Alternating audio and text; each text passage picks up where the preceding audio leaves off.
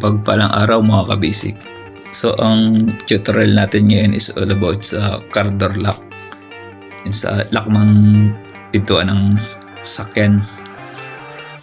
Ang nangyari kasi dito sa ating pinto is ayaw na siyang bubuksan ng ating susi. So yan, nasasara siya. Ang problema naman, hindi siya ma-open ng susi. So mahirap. Ang nangyayari niyan, para mabuksan mo yan, lulusot ka pa doon sa may driver side, doon sa butas. Pupunta ka dyan sa cab para mo siya mabuksan. So napaka-hassle. Try nating i-fix.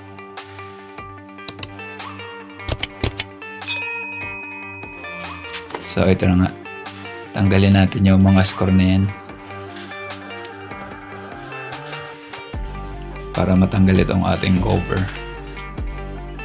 Itong cover ng handle yan. Tanggalin natin yan pati yung sa kabila.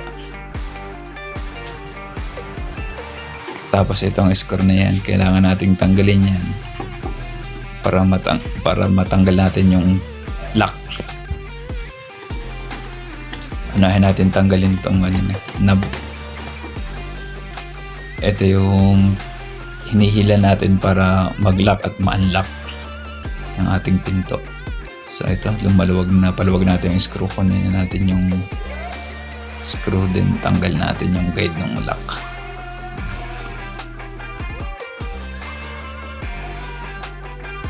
So yan, natanggalan natin yung mga screw. Then ang susunod natin gagawin is i-remove na natin yung cover na yan ng ating pinto. Tanggalin natin isang screw na to para iniwan natin guide dyan para hindi mahulog.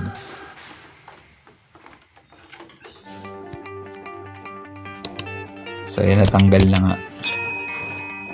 Ang naging problema nito mga kabasic,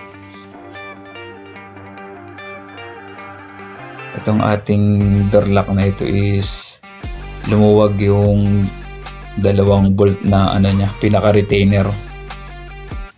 So may nakuha tayo ditong isang nut, nahulog na. Ngayon, nung lumuwag yung dalawang bolt na yan, nawala na sa alayin yung lock natin. Kaya ayaw nang gumana sa susian. Yan, dalawang bolt na yan. Tapos nakatagos yan sa kabila, may thread sa kabila. Doon yung nakakabit yung nut na yun nahulog. So sa ilalim din, same lang nung nasa taas. Dalawa kasi yung bolt na yan. So ganun din. So ang gagawin natin dyan, ibabalik natin yung nut para humigpit. Kasi wala na siya eh. Nag-loose na. Nag-prepare tayo dito ng enamel paint. Ang purpose natin ito, ilalagay natin dun sa dulo ng bolt. Yung dalawang bolt na yun.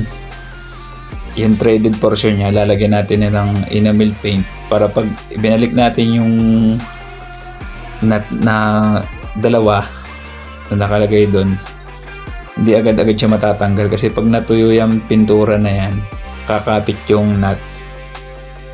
So ang tendency nun, medyo mahigpit siya, hindi siya basta bibitiw dun sa pagkaka-thread dun sa ating bolt. So ito na nga yung dalawang nut, ikabit na natin.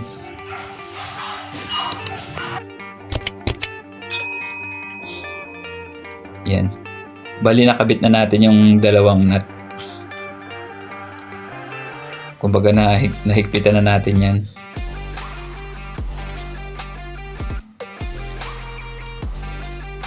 Ganon din sa ilalim, na ikabit na rin natin yung nut.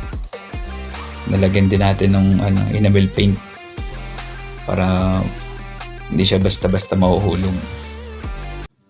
So ito nga mga kabasic, i-demo lang natin ang actual yung ginawa natin dun sa nag-loose na bolt and nut dun sa ating car door lock.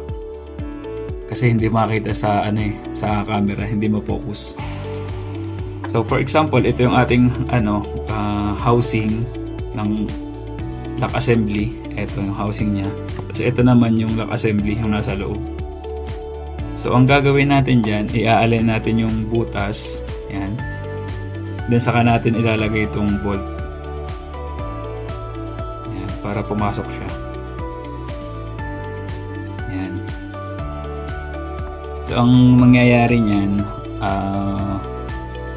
para itong door lock assembly, hindi siya gagalaw-galaw sa loob. Para ma-pick siya. So gumamit ng bolt, yung dalawang bolt nga na yan. Supposed to be dalawa to, isa sa ilalim, isa sa ibabaw. Ang original setup niyan, itong portion na to ng ating door lock assembly, ito sa loob na to. Ito. Ano siya, threaded siya. So katagalang ginagamit, na loose thread na hanggang sa hindi na siya makakapit dito sa sa ating bolt. So ginawa natin ang paraan, nilagyan naman natin ng nut dito sa dulo. Yan. Para naman mag-lock siya. So humigpit yung ating door lock assembly sa housing.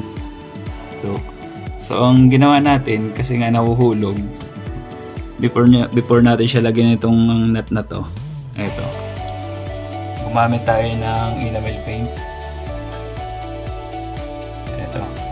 Itong portion na to, lalagyan natin yan ng pintura. Yan. Yan portion na yung threaded na yan. Saka naman natin lalagay itong nut.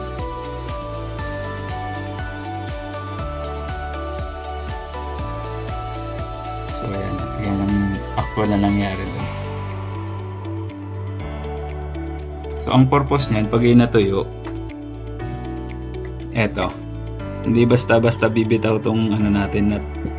Kahit kahit magalaw-galaw siya pag bubukas-sara, hindi siya basta-basta bibitaw. So ganyan ang ginawa natin dong remedyo dun sa nag-loose na bolt and nut dun sa ating car door lock.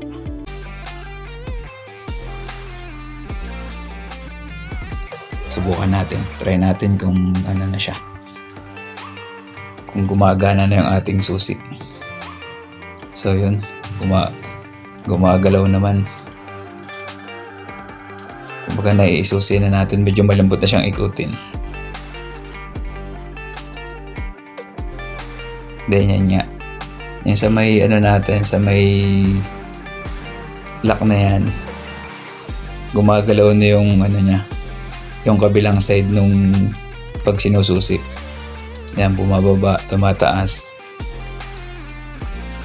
So okay na. Kumbaga na-align na natin yung ating lock. Sa pagbabalik naman ng ating cover,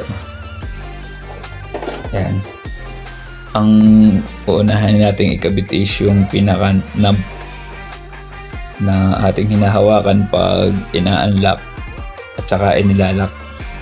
Importante nga unahin natin yan, kasi pag hinuli natin yan, yung pinaka kabitan na yan na stick, nahuhulog yun sa loob. So dudukutin mo, pag nahulog siya, kakalasin mo na naman tong natin cover. So para hindi pa ulit-ulit yan ang unahin natin ikabit.